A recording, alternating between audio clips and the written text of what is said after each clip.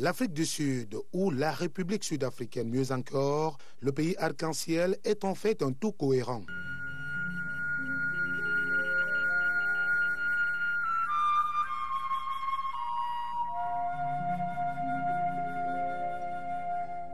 Onze tribus constituent cette historique Graceland, parmi lesquelles les Soto, les Soutou, les Sona, les Zoulous, qui sont d'ailleurs les plus connus et surtout qui ont marqué l'histoire du pays de Tchaka.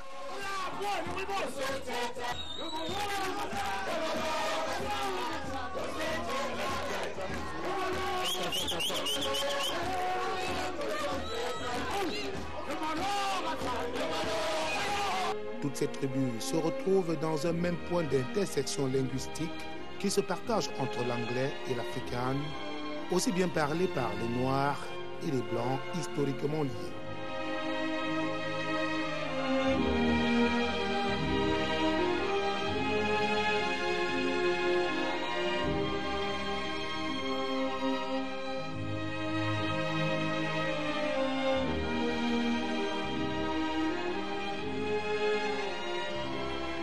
Cette commutativité a, faut-il le signaler, fortement influencé leurs habitudes alimentaires qui, aujourd'hui, ont une forte connotation occidentale.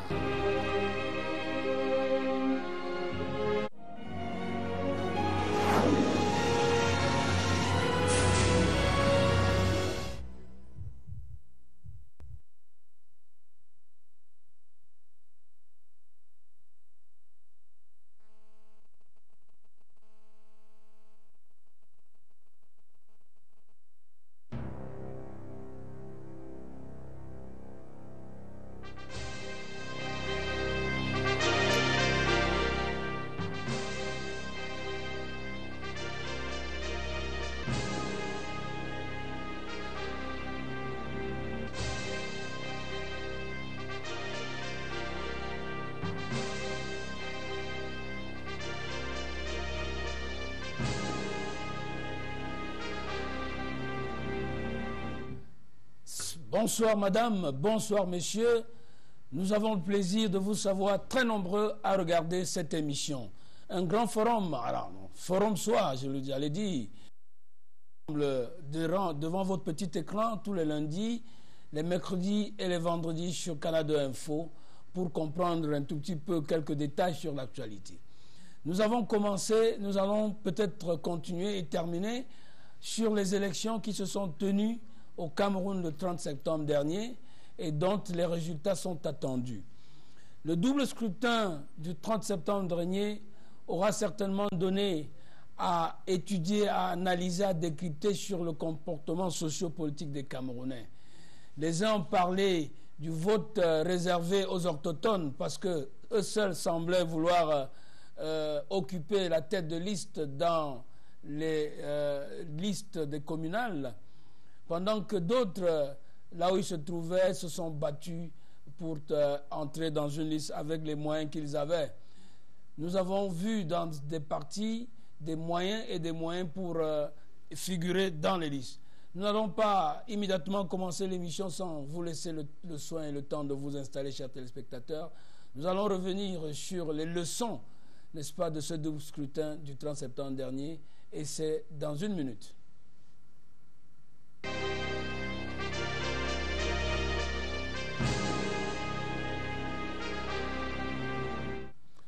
Eh bien, bienvenue à nouveau, chers téléspectateurs, sur, n'est-ce pas, Canal 2 Info, votre télévision. Eh bien, nous avons dans ce studio un de nos invités les mieux connus, les plus connus, qui sort fraîchement d'une élection où il a figuré comme candidat dans la liste du MRC, là-bas à Yaoundé, notamment dans Yaoundé 2.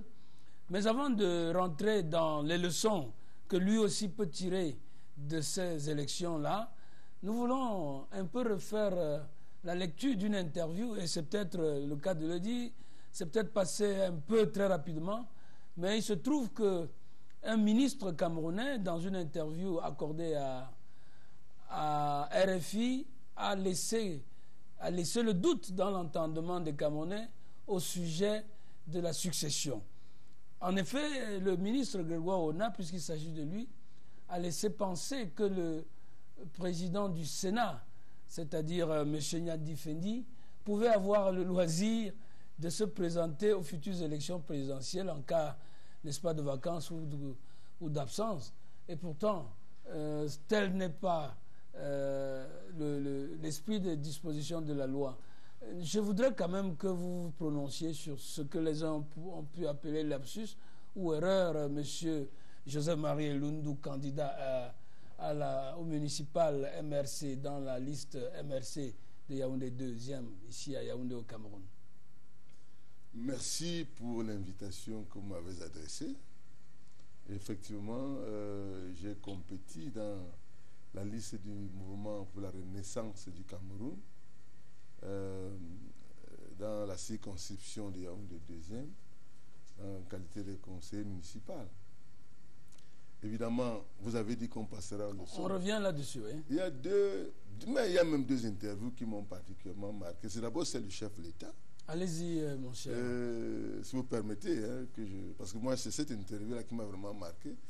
Parce que le chef de l'État dit que nous opérons des bons gigantesques en matière de démocratie. Au sorti de son élection, du bureau, du bureau de vote. Et il a dit que dès qu'il aura réglé la question du Conseil constitutionnel, il aura bouclé le processus de démocratisation du Cameroun. En attendant la régionale. Non, il n'a pas dit cela. Il a clairement dit que lorsqu'il aura bouclé, lorsqu'il aura nommé le Conseil constitutionnel, eh bien, il aura bouclé. Vous dites nommé? Il sera nommé. Ok. Donc, je crois que là, il y a justement un des premiers problèmes que nous observons, c'est que le président fait, je vais dire, abstraction des régions et de la décentralisation qui sont inscrits dans la Constitution comme un des piliers du processus de démocratisation du Cameroun. Bon, peut-être c'est une omission involontaire. Que d'omission? Mais ça m'étonnerait quand même que cela soit ainsi. Bon, si par ailleurs son ministre, le ministre Grégoire Ouna, rentre lui-même dans cette sorte de lapsus que vous avez évoqué tout à l'heure, cela rentre en droite ligne tout simplement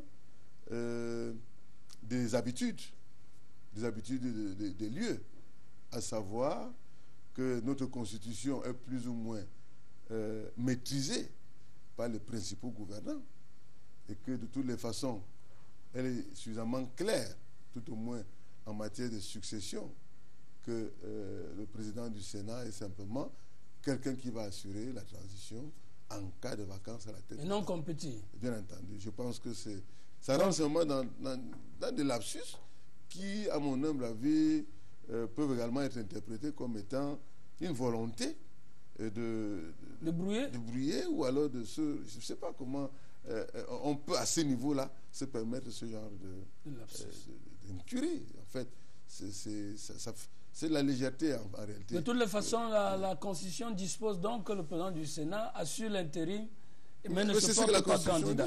Il ne peut pas. Nous avons, merci M. Joseph-Marie Lundu, nous allons revenir tout à l'heure sur les leçons que peuvent générer, que nous pouvons avoir de ce double scrutin. Bonsoir, Dr Vincent Sostène Fouda. Bonsoir aux téléspectateurs de Forum Soir. Bonsoir à l'ensemble des panélistes. La petite actualité ou la grande, en tout cas, c'est également tout ce discours autour de Samuel Eto'o qui enfin vient à la présidence de la République pour recevoir ce qu'il a appelé l'onction et surtout ses missions. Quand donc, au sorti de cet entretien avec le secrétaire général à la présidence de la République, le joueur et le footballeur émérite, le joueur de football, l'icône, Samuel Eto'o fils déclare qu'il a reçu un ordre de mission. Quelle mission peut-il avoir reçu que les autres joueurs de l'équipe déjà rassemblés dans leur camp ne peuvent pas recevoir autant avec autant de médiatisation? Votre question est assez complexe. Il faut reconnaître que le football camerounais traverse des moments assez difficiles. Et ces moments-là, puisque nous parlons de traversée, ne datent pas d'hier. Souvenez-vous que le Cameroun se qualifie pour la première fois pour une Coupe du Monde en 1982 et que l'on va laisser sur le chemin Jean Manga Ongene, bien qu'on l'ait récupéré pour en faire un entraîneur. Mais Martin Maya, lui, se blesse et malheureusement n'a jamais pu recevoir de son pays ne serait-ce que des soins. Il se trouve donc que le football est un métier et quand on exerce ce métier-là, on dit qu'on est spécialiste, c'est pour cela qu'on parle de professionnel. Je pense que Samuel Eto'o est le capitaine des Lions Indomptables. À ce titre-là, il aurait pu être reçu par qui de droit, soit le chef de l'État, soit le ministre des Sports, soit le secrétaire général. Cela ne devrait pas véritablement poser problème aux Camerounais. Maintenant, quelles sont les missions qu'il aurait reçues? Ça aussi, c'est dans le secret d'une conversation entre le secrétaire général de la présidence de la République et le capitaine des Lions Indomptables. Si j'avais à émettre un avis sur tout ce discours autour du retrait, du retour de Samuel Eto'o-Fils, c'est que il faudrait peut-être que l'on apprenne à respecter les gens dans ce qu'ils sont et dans ce qu'ils font. Samuel Eto'o est une icône du football mondial. À ce titre-là, il a eu à décrier un certain nombre de dysfonctionnements au sein de l'équipe nationale du Cameroun. Peut-être que nous n'avons pas trop... Oui, mais permettez que je chute là-dessus, qui ont pu entacher en fait l'évolution du football camerounais. Et je pense qu'il est bon qu'aujourd'hui, en fait, on remette un peu d'ordre dans cette maison pour que le Cameroun, même si, malheureusement, même s'il ne se qualifiait pas pour la Coupe du Monde du Brésil, mais au moins qu'on puisse construire sur de nouvelles bases. Et ces bases-là, aujourd'hui, sont suffisamment floues. Eh bien, c'est ça votre analyse de la question. Nous avons un troisième invité, vous l'avez vu certainement entrer tout à l'heure, chers téléspectateurs. Vous ne nous en voudrez pas, c'est les risques de métier, surtout quand on est en direct. C'est bien le jeune Franck Mémé, ce sympathisant du RDPC, qui était déjà là la dernière fois. Bonsoir Franck Mémé. Bonsoir Dr Gacho, bonsoir au panel et bonsoir aux téléspectateurs de Canal 2 Info, notamment ceux qui nous regardent depuis la cité balnéaire Kribi. Merci. Notamment mes parents. Voilà. Il se trouve que vous avez été dans la campagne. Et vous avez été au four et au moulin, en tout cas dans la circonscription électorale. D'après vous, est-ce un moment fort dans la vie politique du Cameroun?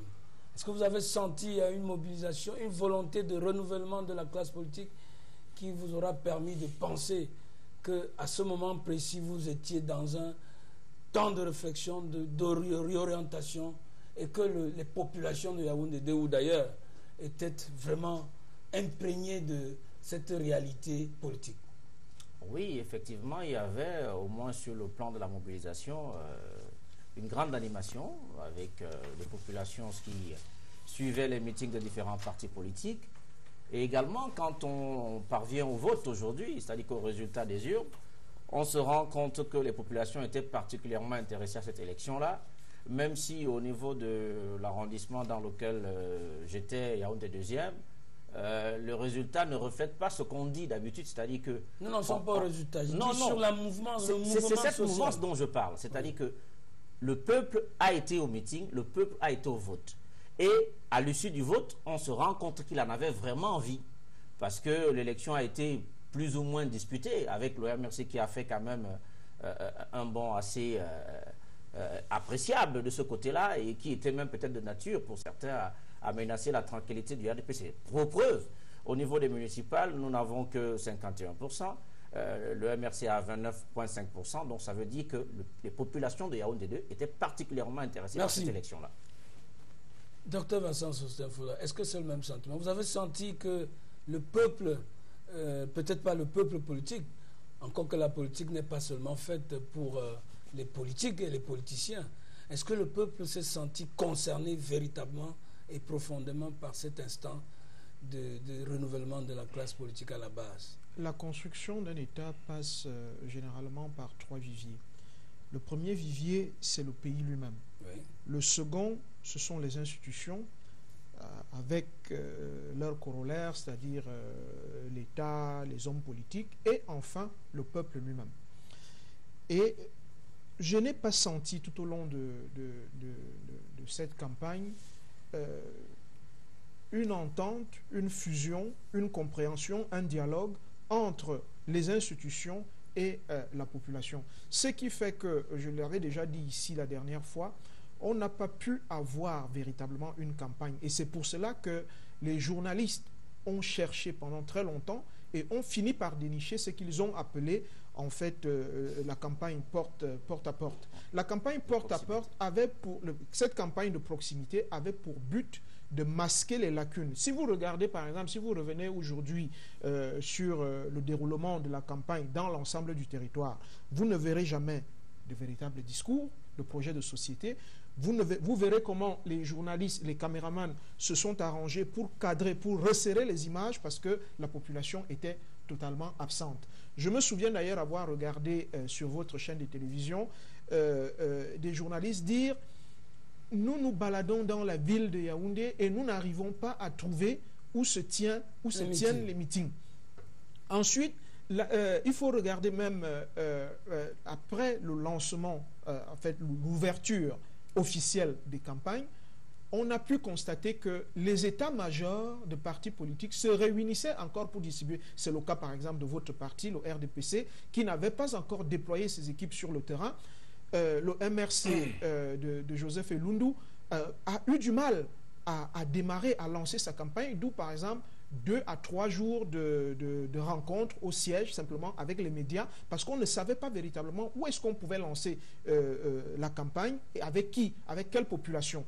L'UPC était dans la même situation, le PURS était dans la même situation, tous les partis, le SDF était dans la même situation, donc nous avons attendu carrément 3 à 4 jours pour que véritablement les états-majors se déploient sur le terrain. Et ça, parce que effectivement, le RDPC avait donné un tempo qui était une campagne d'envergure nationale avec un discours qui était celui du chef de l'État, qui était donc le premier magistrat dans les 360 communes et dans les 180 circonscriptions, en fait dans les 180 sièges législatifs. Et là, véritablement, est le problème. C'est-à-dire qu'on a refusé de faire de cette élection une élection à base locale pour en faire une élection nationale avec donc un discours national avec l'acteur principal qui était le chef de l'État qui était complètement absent. Joseph-Marie Elundu, une élection qui est précédée d'abord par une prorogation intempestive du mandat des conseils. Pas intempestive. Inattendument. C'était légal. Inattendument. Légal, non, mais inattendu. Respectant les principes. Voilà. Et ensuite, un délai suffisamment limite pour constituer des tonnes de dossiers. Est-ce qu'on peut dire aujourd'hui, non seulement cela, elle est quand même qui disqualifie parfois de manière fantaisiste des listes de gauche et à droite. Finalement, on est entré dans une élection qui avait des allures j'allais dire, d'embuscade. Est-ce que cela n'a pas favorisé, n'est-ce pas, cet embrouillamini au niveau de la préparation des partis politiques et autres?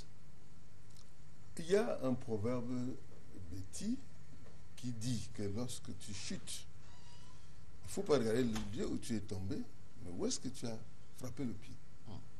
Et lorsque vous maîtrisez cette tradition, vous comprenez parfaitement que ce que vous avez vu là est le résultat d'un système électoral bricolé. Bricolé complètement. Parce que voyez-vous, d'abord, l'engouement des populations à s'inscrire n'est pas établi. L'autre engouement à aller chercher leurs cartes, c'est un autre problème. Maintenant, le parti dominant qui assoit un discours général dans des élections locales, c'est-à-dire qu'on vous parle de grandes réalisations, à la mairie, il y a une de deuxième. Là où on a besoin d'eau, de santé, etc. Et quelque chose est tronqué dans l'approche du discours en termes de nous parlons à qui et pour quel objectif. Peut-être que le régime ou alors le pouvoir dominant va lancer une planification par circonscription électorale. Je voudrais qu'on se comprenne. Voyez-vous? Parce qu'on essaie d'expliquer des choses qui ne sont pas explicables dans notre pays. Nous n'inventons pas l'élection locale. L'élection locale, c'est comme si vous inventez le fil à couper du beurre. Nous n'avons pas inventé l'élection locale. C'est le fermier du coin qui l'élection locale peut se porter candidat. veut dire l'élection locale. C'est-à-dire que les préoccupations quotidiennes du citoyen, ça n'a rien à voir avec l'homme pangard. Parce que pour donner l'assainissement au ruisseau du coin, on n'a pas besoin d'aller parler de programmes structurants. En cela, qu'est-ce que le MRC a proposé à Yaoundé? Alors, nous disons que la première chose que nous avons constatée, c'est que les gens fuient le bilan. Qu'est-ce que vous avez fait pendant 6 ans? Puisqu'apparemment, c'est normal de faire 6 ans, d'après le représentant du RDPC. Après 6 ans, donc, venez donc dire aux populations, voilà pendant 6 ans ce que nous avons fait. Et nous avons dénoncé le bilan d'une mairie, d'un maire et d'une équipe sortante qui vous présente une mairie qui a été construite à un montant faramineux de 800 millions, une affaire sans la moindre architecture. Un parallélogramme, comme j'appelle ça.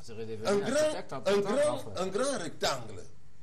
Vous n'avez même pas besoin. Vous n'avez toujours pas dit ce que vous auriez proposé. Alors, nous avons dit que, d'abord, première chose, il est question aujourd'hui de venir justement connaître les problèmes des citoyens à la base.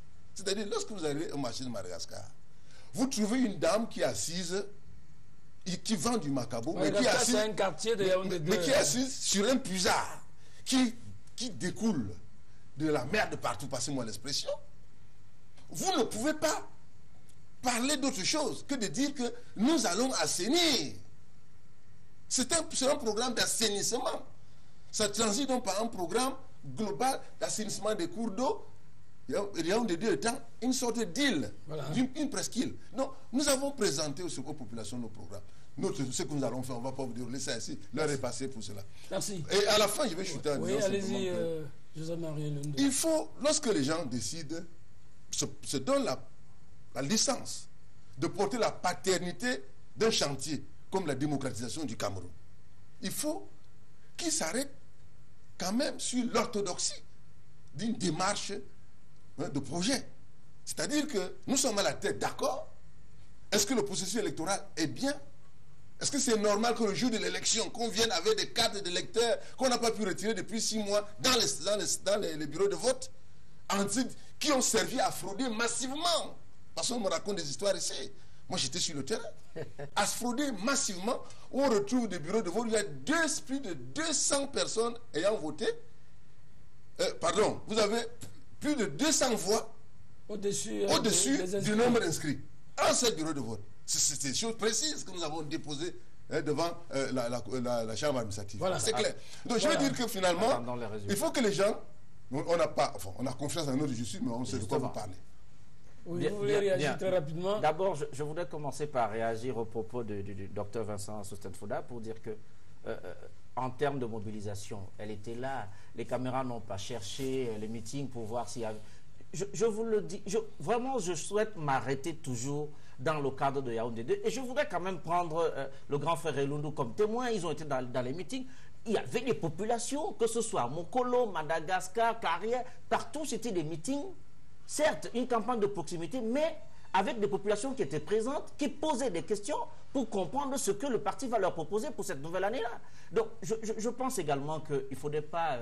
vous savez, les candidats du RDPC au moins avaient un bilan à défendre. C'est-à-dire, nous, on pouvait arriver et dire, hier, nous avions fait un pont à tel endroit, avant-hier, nous avions électrifié tel coin du quartier, mais eux, ils n'avaient rien à proposer. C'est-à-dire qu'ils n'ont rien fait et ils n'avaient que des projets. Pour Yaoundé 2, la mairie a des projets sur le terrain. la mairie a apporté de l'eau. Pas trop insister Non, sur il y a des détails. Non. Attendez, je réagis un peu à ce qu'il a dit. Bon, donc, il a parlé de problèmes d'eau. Ces problèmes-là ont été résolus en partie pendant le mandat de M. Lucas Samba et le Conseil. Vous l'avez dit la dernière fois. Non, mais permettez, il a parlé aujourd'hui, nous ne sommes pas hier. Donc, à partir de là, des solutions ont été apportées à ces problèmes-là. On dit souvent dans le langage commun un beau menti qui vient de loin. Le problème de salubrité dans la cité de Yaoundé 2, c'est connu de tous. Tout le mercredi est une journée de salubrité et le maire, l'ensemble du conseil descendent sur le terrain avec des tenues de travail. Merci. Pour la campagne est passée. La campagne est passée. Permettez. Vous allez encore faire dire que je vous interromps là. C'est ce que vous êtes en train de faire malheureusement. C'est ce que vous faites malheureusement. Il nous dit que c'est le maire qui fait l'assainissement avec ses conseillers municipaux. Ils descendent sur le terrain avec les populations pour assainir la cité, c'est connu. Et d'ailleurs, les commerçants qui étaient un peu embêtés par cette affaire ont dit que la journée du mercredi était très difficile parce qu'elle était une journée qui leur permettait sur le plan de leur activité commerciale de mieux vendre. Donc on est en train de voir comment on va partir de cette journée du mercredi pour une journée plus souple pour les commerçants. Donc le RDPC a un bilan à défendre. Et même sur qu'il a bien défendu, parce qu'il a été élu, vous avez dit. Permettez que je suis sur le bâtiment. Nous n'avons pas insisté je suis simplement sur le bâtiment. On a plein de choses à dire. Je suis sur le bâtiment. C'est important. Sinon, on va désinformer nos téléspectateurs. En tout cas, vous informez à votre manière. Sur le plan du bâtiment qui a été fait, je sais que mon grand frère a des connaissances transversales, mais quand même, il n'est pas encore architecte et que tout le monde aille voir de là où est partie la mairie de Yaoundé 2 pour là où elle est aujourd'hui. Vraiment de grâce. Essayons de bâtir ce pays en ne vilipendant pas simplement ce qui est fait, en essayant de construire. Ce bâtiment est un bâtiment moderne qui permet à la mairie aujourd'hui d'avoir plus d'espace, plus de bureaux pour un travail plus probant des conseillers municipaux. C'est important de le dire. Nous n'avons pas les images de ce bâtiment, nous vous aurions proposé cela. En tout cas, faites un tour, vous aussi, vous jugeriez de ce que les uns et les autres peuvent avoir comme opinion. Eh bien, nous allons donc continuer à tirer quelques leçons de ce scrutin. Et il y a un cas, en tout cas 2 ou même 3 qui nous intéressent ce soir. Le cas de Yabassi et de Bafan déjà, où à Yabassi, on nous a montré Yabassi bien avant les élections avec son dispensaire ou bien son hôpital. Ensuite, on nous a montré la campagne avec les élites qui sont descendues. Dans la broussaille. Avec ces élites qui sont descendues sur le terrain. Mais on nous fait dire que dans la guerre... j'allais dire de guerre de tranchées entre les élites là-bas, ça a permis que ceux qui ont été boudés dans les investitures ont tourné autour d'eux, ont cherché de gauche à droite pour voir dans quelle mesure ils pouvaient démontrer que les élites étaient impopulaires. En tous les cas, il se trouve que l'UPF, l'Union pour la prospérité et la foi, l'UFP, l'Union pour la prospérité, la fraternité et la prospérité et la foi de... et la prospérité. Bon, bien. L'Union pour la fraternité et la prospérité. Okay. Dr Olivier Billet. Je voudrais bien penser que tout le monde là-bas, Yabassi, prononce aussi bien le nom du parti de mon ami Dr Billet que moi-même. En tout cas, comment comprendre que des gens aient pu trouver, en fouillant à côté, un parti pour faire obstacle au RDPC? C'est ce qui se dit là-bas. Et il paraît qu'il y a une grande élite de ce côté-là à qui on attribue ce succès de ce parti, n'est-ce pas, pas pour combattre le RDPC, disent-ils, mais pour rappeler l'impopularité de quelques-uns là-bas, de quelques-unes de ces élites. Vous avez peut-être une autre lecture, docteur Vincent Sosten-Fouda. C'est d'abord une lecture des personnalités en scène. Pierre Mouko-Kombonjo, mon ami, mon collègue Pierre Mouko-Kombonjo, qui est politologue de formation, et de l'autre côté, le professeur Messanga Nyamding, qui est anthropologue de formation. Et donc, l'affrontement des deux a permis de voir quelles étaient les ressources de tout un chacun. L'anthropologie, c'est quoi? En fait, l'anthropologie s'enracine dans le passé. Et il me semble que Messanga Nyamding est allé dans le passé de Yabassi.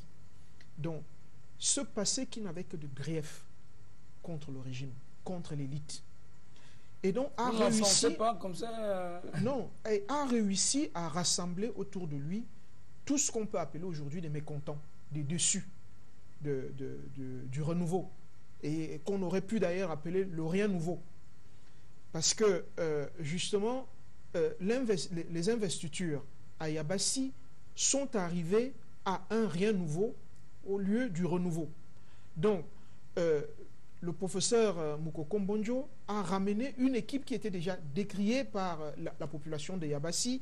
Vous avez parlé tout à l'heure, et je pense que votre chaîne de télévision a montré un dispensaire, a montré un établissement scolaire qui était lycée, complètement... Voilà. Donc, et là, en se basant sur ces faits-là, on a réussi, en fait, Messanga Nyamding a réussi à déstabiliser l'équipe que conduisait Pierre Mukoko Mbonjo.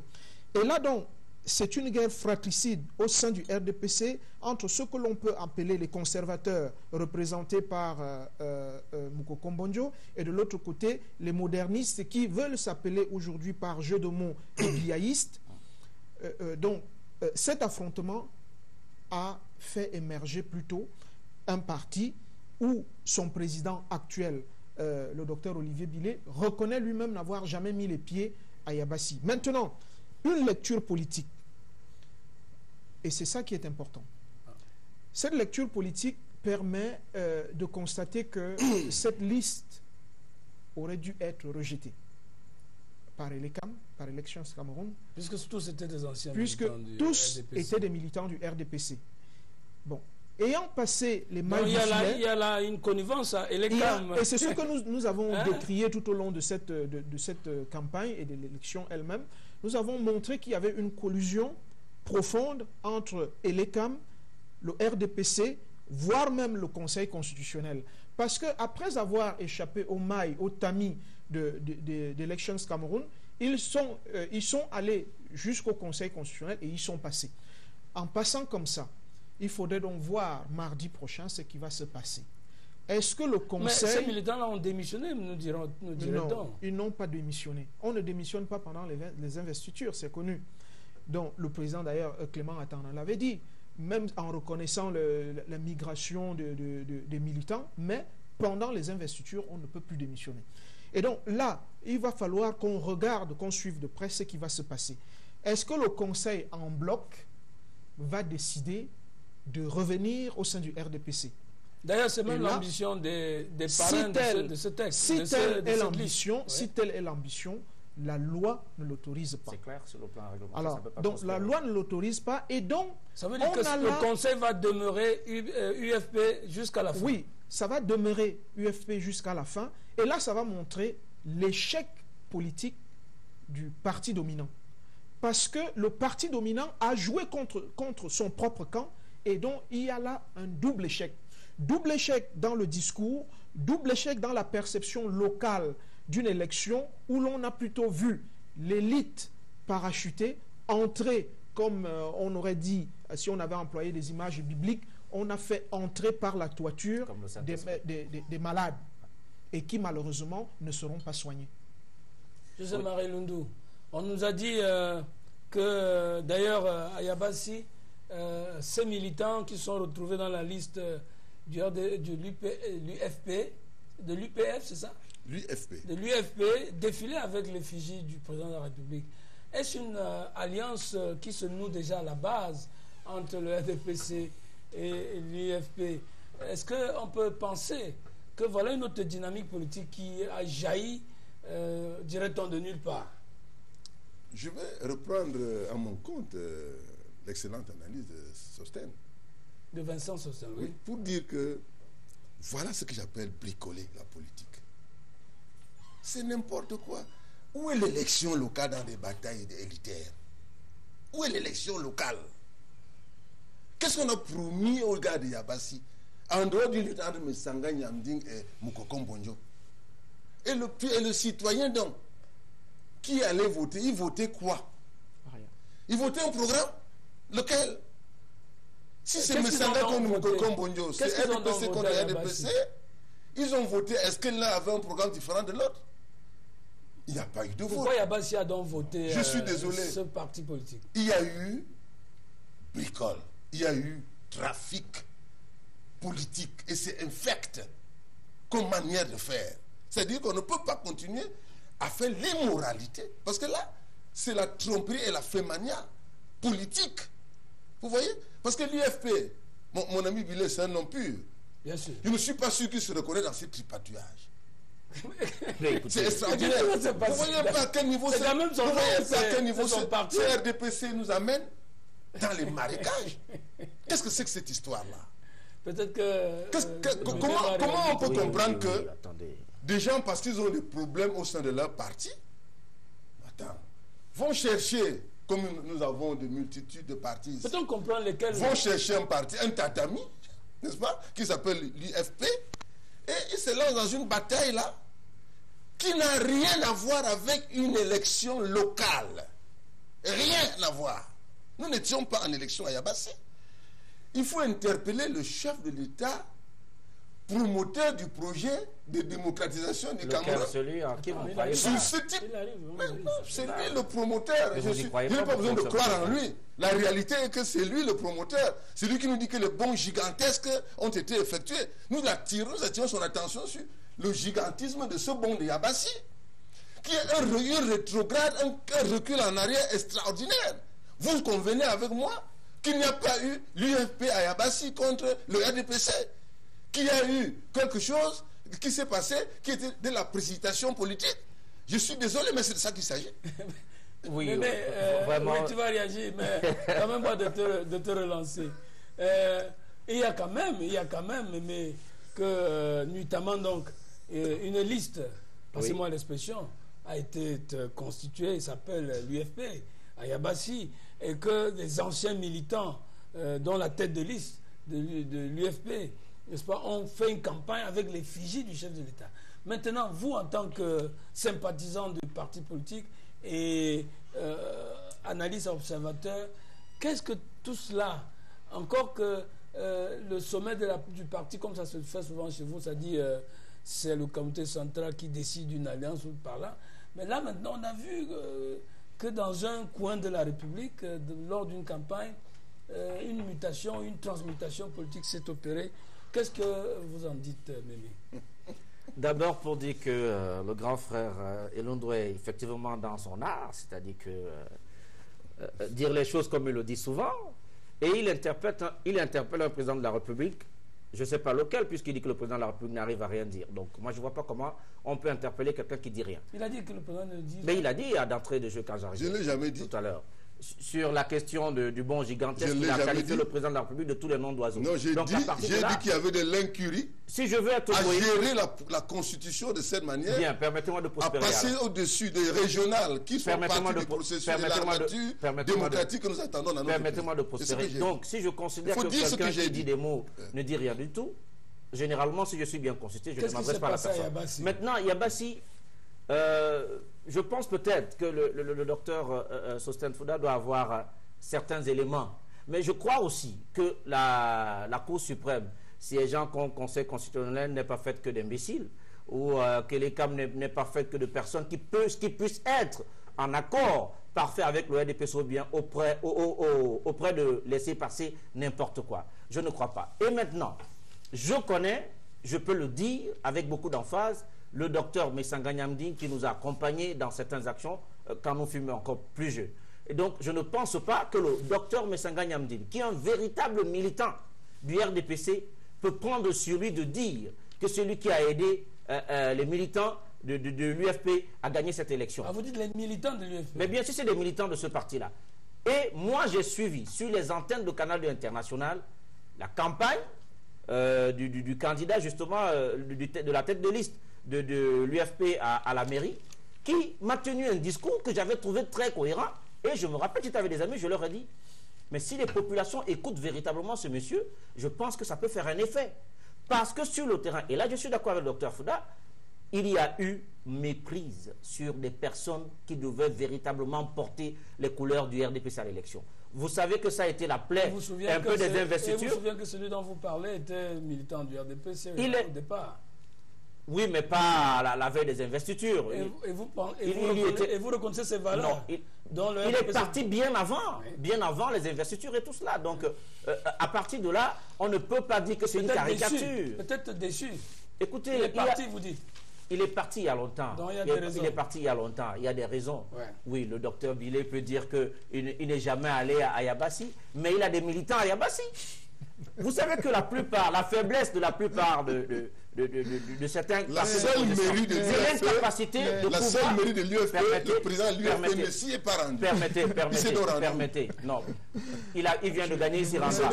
Je voudrais faire quelques petites précisions. C'est-à-dire que la faiblesse d'un certain nombre de partis d'opposition au Cameroun, c'est justement cette incapacité à pouvoir faire la ronde du pays, même en pleine période électorale. Ça, c'est important de le souligner, parce qu'ils n'ont pas suffisamment de moyens. Voilà. Maintenant, pour ce qui s'est passé là-bas, je pense que si jamais il s'avère que sur le plan factuel, il y a des éléments qui permettent de constater que ces messieurs sont partis juste la veille des investitures, écoutez, nous sommes dans un pays où les lois fonctionnent normalement, une décision sera prise concernant cette affaire-là.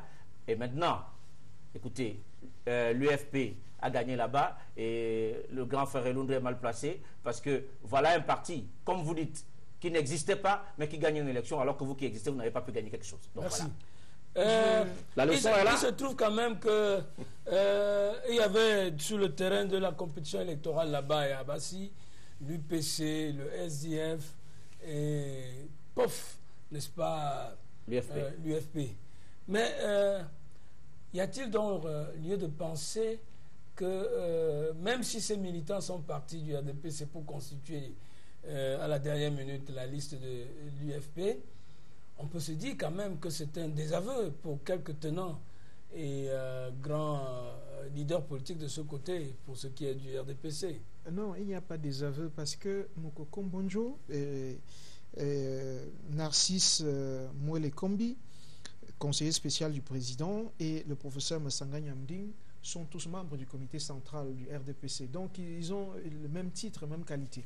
Alors, je voudrais, parce que c'est toujours bien quand on fait... Un membre suppléant, l'autre titulaire. Non, mais Sanga Nyamding est bien membre titulaire. Alors, je voudrais bien que les caméras montrent ceci, parce que c'est bien que quand on fait une analyse, voilà, effectivement, c'est cette caméra qui me suit. C'est bien que quand on fait une analyse, on puisse s'appuyer sur quelque chose. Parce que moi, j'ai beaucoup de respect pour les téléspectateurs et pour surtout ceux qui suivent cette émission. Donc, en fait, vous avez là l'analyse de Jean-Bruno Tagné, qui est le chef desk politique du journal Le Jour. Et donc, qui montre très bien... avec des interviews des uns et des autres, c'est-à-dire des interviews croisées, comme vous avez l'habitude de faire en journalisme, montre que d'un côté, on avait un clan, celui conduit par Mokoko Mbonjo, secondé par M. Narcisse Mwele Kombi, et de l'autre côté, le professeur Massanga Nyamding, qui, en bon anthropologue, a brassé le terrain. Donc, vous ne pouvez pas venir ici... Mais sur ce brassage de terrain, la même analyse nous fait dire que le canton Bassa et autres ont voté massivement contre, je ne sais pas moi si c'est pour ou contre. En tout cas, on votait pour Massanga Nyamding, alors que d'autres cantons d'autres ennemis de ce coin ont voté pour... Mais pourquoi? Parce qu'en fait, la politique est encore assez ethnique chez nous. Il ne faut pas oublier que Massanga est de mère Eton et de père Yabassi. Et qu'il est chef de ce côté. Et qu'il est chef traditionnel. Vous-même, vous savez le poids politique des chefs traditionnels. Non, pas les chefs traditionnels, mais le poids politique que le régime du RDPC a donné aux chefs traditionnels. C'est différent. Ils l'ont. Alors, non, ils ne l'ont pas. Parce que vous ne pouvez pas dire qu'ils l'ont, puisque je vais vous montrer qu'ils ne l'ont pas, puisque vous avez vu ce qui s'est passé avec le roi sultan de Bamoun. Roi sultan de Bamoun qui a perdu une élection alors qu'il conduisait lui-même la liste du RDPC. Vous avez aussi vu ce qui s'est passé dans le Laminda de Rebouba. Vous avez vu où l'UNDP a battu le Lamindo. Alors, à Bafang, c'est aussi la même chose. Donc, vous pouvez donc voir là que Massanga Nyamding n'a gagné cette élection que parce qu'il est membre titulaire du comité central du RDPC, mais surtout parce qu'il a utilisé ce qu'il sait le mieux faire, c'est-à-dire une anthropologie locale où il va interroger le passé, où il va interroger la misère des populations de ce côté-là, et bien évidemment, il a gagné face à ceux qui faisaient plutôt des discours purement universitaires. Et malheureusement pour lui, selon ce qu'on peut penser, ça je ne pense fera que pas pour lui... Non, je pense que c'est une double défaite. C'est une double défaite du RDPC, mais c'est aussi une défaite personnelle pour Messanga Nyamding. Parce que connaissant le fonctionnement du RDPC, il vient de signer son arrêt de mort politique. Pourquoi? Parce que tout Il a simplement... trahi. Parce qu'il a trahi, parce que le Comment ça, il a RDPC... trahi? Il a récupéré RDPC des militants de son parti. Vous savez, et là je suis sûr que Lundu réagira, vous savez que le RDPC est un parti de droite, donc un parti élitiste qui n'a rien à voir avec les masses. Le RDPC n'a rien à voir avec les masses. C'est pour cela, par exemple, que vous avez pu voir que le secrétaire général du RDPC a abandonné la campagne à une militante novice. C'est elle qui a fait la campagne sur le plan national pendant que lui, il s'enfermait dans l'ouest natal. Pourquoi avoir pris Aminatou pour mener une campagne nationale alors que le secrétaire général qui devait conduire ses troupes à la campagne, lui-même s'est cantonné dans son petit village de l'ouest? Ça montre en réalité le mépris que le RDPC, parti d'élite, parti de droite, voire d'extrême droite, a pour les masses. Peut-on, encore que ce n'est pas la première fois, hein, on se rappelle qu'en 1992, je crois, le professeur secrétaire général du RDPC, le professeur John Mollet, alors secrétaire général du RDPC, s'est porté candidat à la députation à l'époque et a échoué. Oui. Et à Yabassi. Donc, Yabassi la rebelle, Yabassi, je ne sais trop rien. Nous allons continuer à comprendre... Mais il avait échoué contre un élément du RDPC et non contre un parti d'opposition. Ce n'était pas un parti d'opposition. C'est ce que je dis. Non, mais je dis que là, ce n'était pas un parti d'opposition. Non, là non plus, ce n'est pas un parti d'opposition. Permettez que nous pilotions ce débat. Mais docteur Gatchou, oui, vous savez, on continue ce débat, mais en montrant effectivement... Monsieur Loulou, on peut également constater qu'au sorti de ces élections, plusieurs leçons peuvent être opérées. Le vote ethnique persiste, et encore que les politiques poussent les populations à cet instinct plutôt grégaire en politique, mais que le sultan Bamoun, qui conduit une liste, tombe, lui, à Fouman, alors qu'il vient majestueusement d'être porté au Sénat, que dans le terrible lamido de Ray Bouba, n'est-ce pas, il y a des mouvements dans ce sens. Le RDPC doit se poser profondément des questions.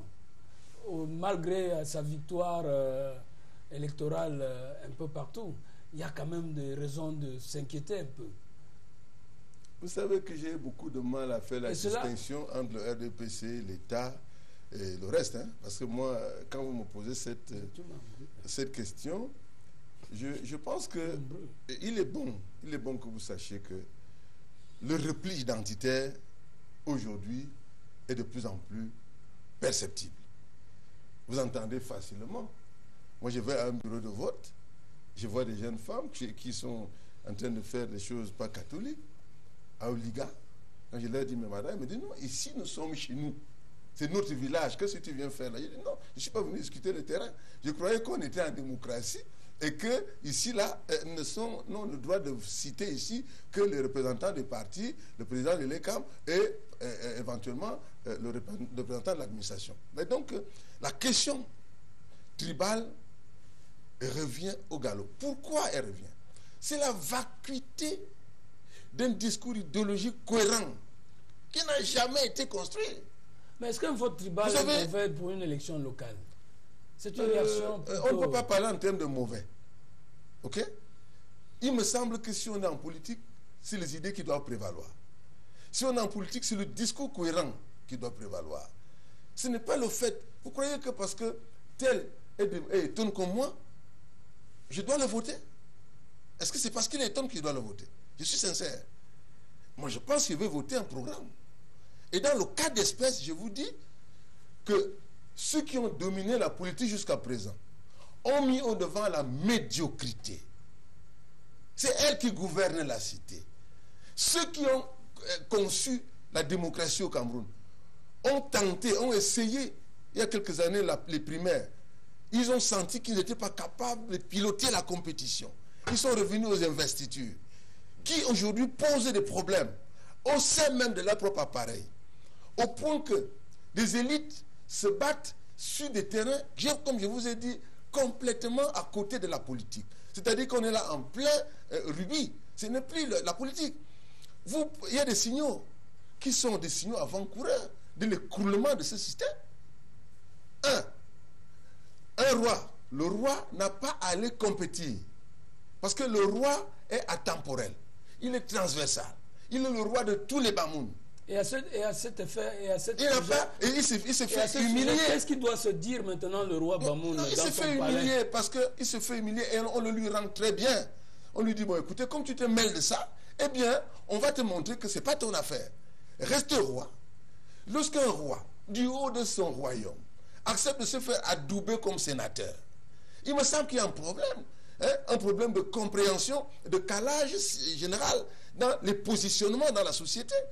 À quoi ça sert d'être roi de Bamoun, sénateur, maire? Mais c'est une attitude extraordinairement incompréhensible pour nous. C'est envahissant. Nous attendons qu'un maire, quelqu'un d'outillé pour conduire le développement local chez le Bamoun, que ce soit pas un monarque, parce que le roi est par essence un monarque. C'est-à-dire qu'il est dans une structure horizontale et il ne peut pas faire du développement au sens de la décentralisation, au sens de la synergie globale. Il ne peut pas. Donc je crois qu'il est important de savoir que tous ces royaumes qui sont en train de se désintégrer dans l'imaginerie populaire. Vous voulez dire que la politique désintègre les royaumes? Mais personne ne peut imaginer. Vous savez que le Rébouba, c'est un État. C'est un État monarchique. Il y a des prisons là-dedans. Vous avez là, c'est toute une organisation avec des notables, des ministres, etc. Lorsqu'il vient se faire ridiculiser, lorsque dans son royaume, on voit qu'il y a une percée, vous savez que il y a quelques années, un député UNDP avait été enfermé dans les geôles de ce royaume. Un a été même assassiné. De ce royaume. Aujourd'hui, les messages sont assez clairs. Nous autres, qui pensons que le peuple doit se repositionner en peuple souverain, être conscient de sa capacité à modifier, à muter notre société, est en train de prendre conscience de sa force.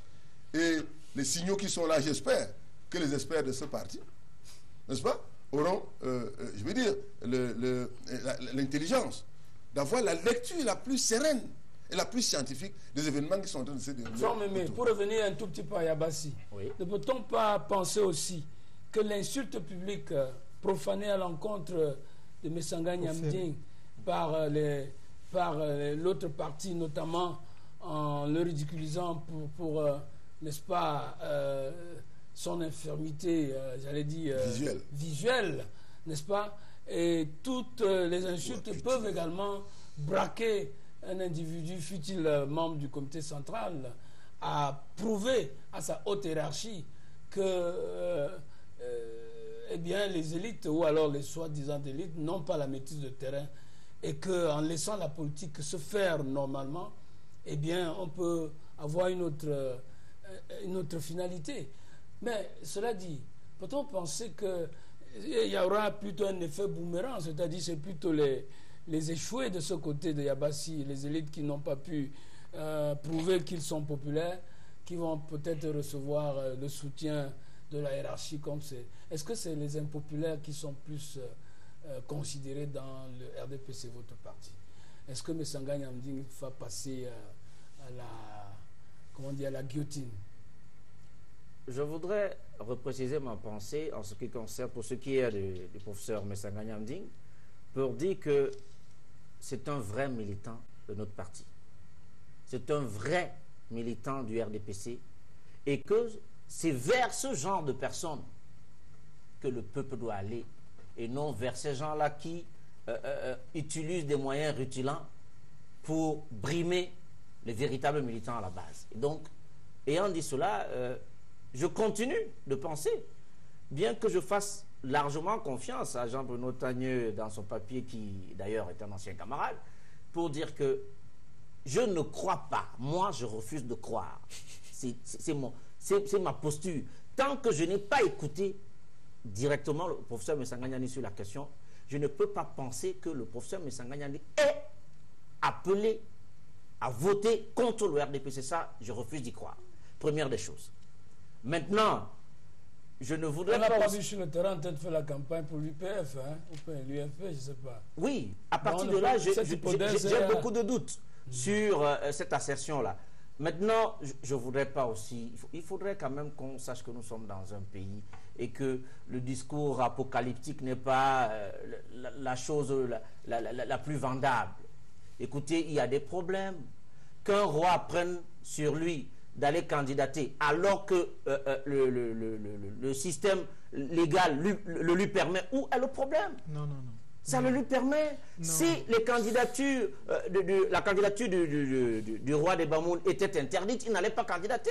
Non. La loi le lui permet. Qu'est-ce qu'il et il a a- interdit et permis, dites-vous? la loi le lui permet et il a candidaté normalement. Non, non. Mais il a échoué, il a échoué. Écoutez, maintenant, Il a donc échoué. Nous Maintenant- sommes à 15h, à 19h17, hein. La Maintenant, régie qui nous il y fait a un de grands problème. mouvements. Maintenant, il y a un Nous sommes problème. à Quand vous, êtes, 19h17. quand vous êtes un monarque, quelqu'un qui représente la noblesse et la dignité, Il a donc en candidaté, allant il à a une échoué. élection, Nous sommes là pour aider les il faut- téléspectateurs. justement, à c'est comprendre pour un les certain aider. nombre de C'est choses. pour les Et aider. nous ne sommes Quand pas là il a pour dire des candidaté, il a contre-vérités. Nous ne sommes échoué. pas en période électorale. Si on était en il a période électorale, candidaté, chacun il a vous dit- échoué. où est la contre-vérité, Le roi docteur? Bamoun a vous êtes en train candidaté, de il a dire des échoué. contre-vérités et ce Où n'est est la pas bien. contre-vérité? Allez-y. Oui, Où est la terminez. nous sommes, docteur? C'est ça veut fini, dire là. que les contre-vérités, en fait, moi je dirais tout simplement que ce qui se passe aujourd'hui, le Un verre roi était échoue, déjà il a dans échoué. le fruit. C'est-à-dire que la loi électorale elle-même est assez obscure. Par exemple, on a vu parité qui devenait genre. On a vu la composante sociologique qui devenait le repli identitaire. Voilà ce à quoi nous avons été confrontés. Et moi, je vous invite, vous, membres du parti dominant, à travailler là-dessus. Parce que j'interviens ici comme consultant. Oui. Et mon travail ici est d'aider les téléspectateurs à comprendre les choses les plus simples. Et nous devons apporter un message beaucoup plus simple. C'est-à-dire que quand on est sénateur, Oui. élu ou désigné, on ne peut plus candidater à la mairie. On a fait comprendre cela à nos magistrats. Ils n'ont pas voulu le comprendre. Or, c'est ce qui avait été refusé au président de l'Assemblée nationale. On l'a permis à des sous-préfets, on l'a permis à une sénatrice à Douala sur la liste du 5e arrondissement. On l'a permis. Donc, on permet. C'est-à-dire que la capacité que le pouvoir, que le parti dominant a à permettre qu'on transgresse la loi dans notre pays ne peut pas faire avancer la Merci. démocratie. Et merci, nous voudrais sommes faire à une précision. 19h17. Une Je ne juste sais pas Juste une la précision. pression qui nous est faite. Stéphanie de Bafsam, c'est une jeune téléspectatrice de Bafsam qui réagit sur l'interdiction légalement correct. de l'annonce des tendances. On a pourtant vu que la presse a été plus ou moins muselée pendant ces élections, notamment à la couverture, n'est-ce pas, des proclamations des résultats qui sont publics.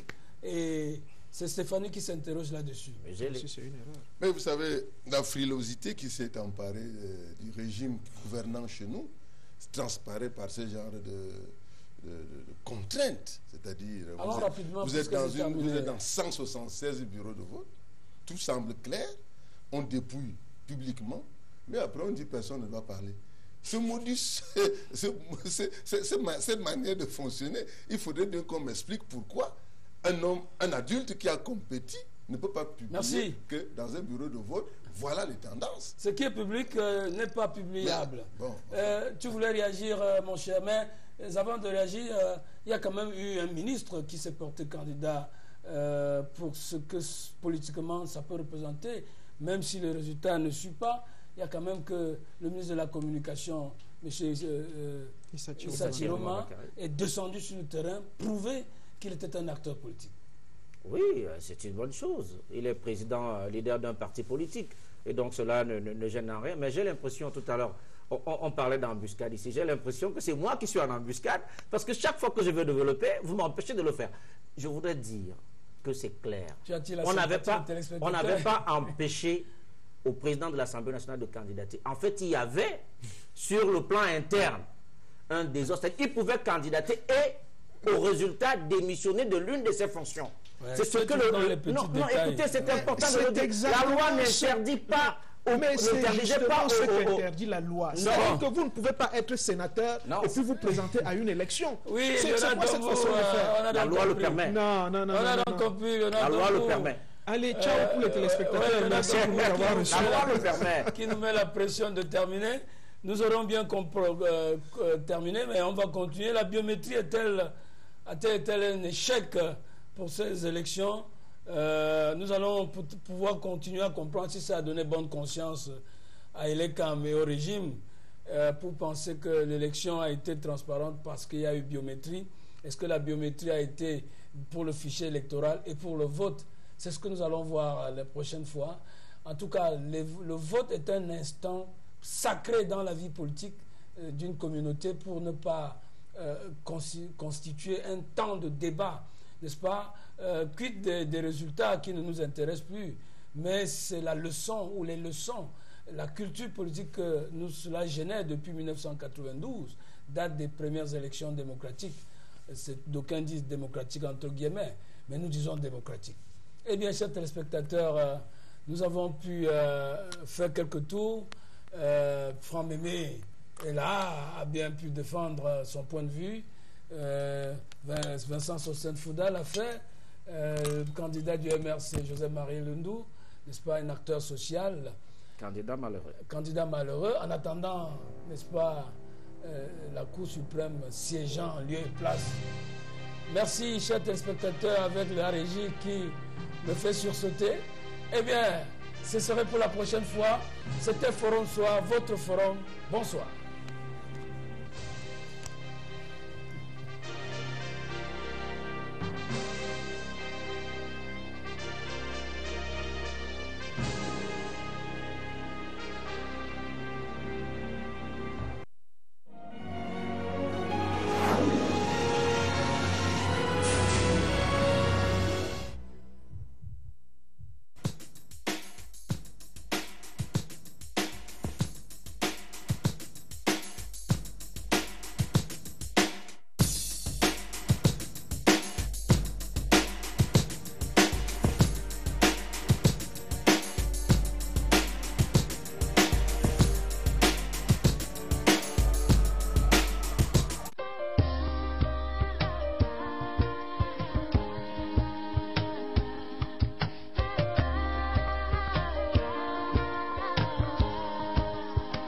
Deux mots d'ordre pour notre pose de gel sur ongles naturels. Hygiène et confort, bien sûr, assurés. Ce sera avant de procéder au rassemblage méticuleux du matériel nécessaire pour la pose. Ma vie ne serait pas la même. Aussi vrai que j'aurais pu prendre la tienne. Mon talent s'est corrompu. To last depends on how you use it, but naturally how it lasts for like a month on your nails, but you can wear it more than a month. It lasts for like a month before you come for refilling. But if you don't want to refill it, you can still wear it like that. The only thing is to just be shifting out, but it won't open like acrylic. Acrylic, once it's old, you will find out that it's like opening on the cortical area here. But this one doesn't do that. Instead of opening it, just be shifting out, but it's well sealed. Dans un premier temps, il nous convient de préparer soigneusement les ongles afin de favoriser l'adhésion parfaite du gel. Quand je suis perdu dans la brume, je fais chanter mon amertume. Alors j'écris. Par la suite, l'on pourra aisément nettoyer les ongles, repousser doucement les cuticules, ôter tout excès de peau de la plaque et limer les ongles selon la forme et la longueur souhaitée.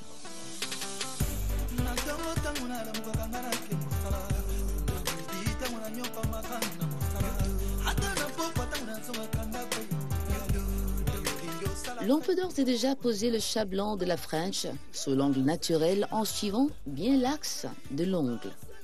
L'étape suivante, c'est la création de la forme de l'ongle, suivie de l'application à l'aide du pinceau d'une fine couche de gel que l'on devra, si nécessaire, faire sécher pendant environ 2 minutes sous la lampe UV. Il faudra également, dans la même étape, déposer une boule de gel au centre de l'ongle et étirer le gel sur le chat blanc jusqu'à la longueur souhaitée.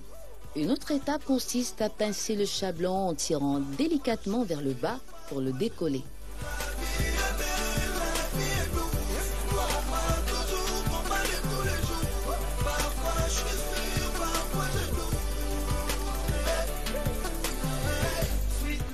Pour l'avant-dernière étape, l'on veillera à limer de façon à dessiner la forme voulue.